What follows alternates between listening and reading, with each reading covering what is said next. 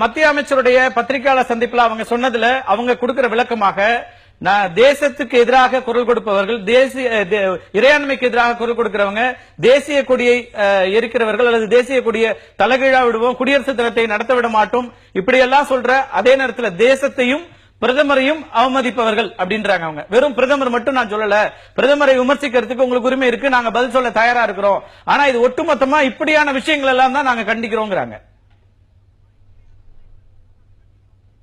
தேசிய கொடியை அவமதித்தவர்களை நீங்கள் தடுப்பதற்கு முன்னால மாணவர்களாகிய நாங்கள் தான் தடுத்தோம். இது தப்புன்னு நாங்க தான் சொன்னோம். இந்திய இறையாண்மையை நீங்கள் கட்டி காப்பாற்றுவதை விட நாங்கள் தான் கட்டி காப்பாற்றுறோம். ஒவ்வொரு சுதந்திர தினத்தையும் குடியரசு தினத்தையும் உங்களை விட மாணவர்கள் தான் அழகா நடத்தியிருக்காங்க.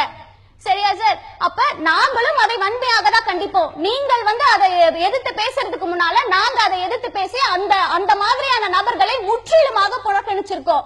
எல்லா மதவாத அமைப்புகளையும் உங்கள் மதத்தின் அடையாளத்தை அழிச்சிட்டு நீங்க உள்ள வந்தா ஏத்துக்கிறோம், மதவாதியாக வந்தா எந்த மதமா இருந்தாலும் அதை நாங்க அனுமதிக்கல.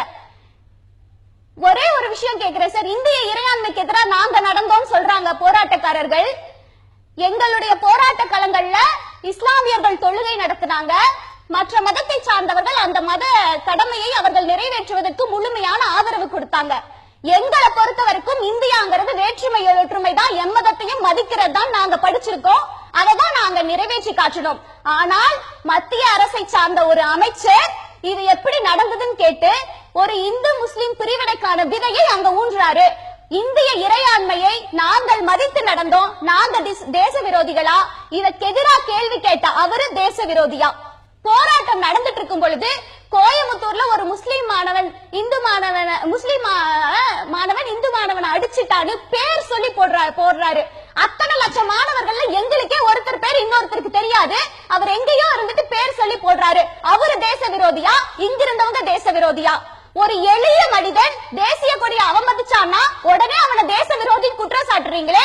உங்கள் கட்சியை சார்ந்த முக்கிய பிரமுகர்கள் இந்த இந்திய இறையாண்மைக்கு எதிராக நடக்கும் பொழுது, பிரித்தாளும் சூழ்ச்சியை கையில் எடுக்கும் பொழுது அவங்களையே தேச விரோதின்னு சொல்லல.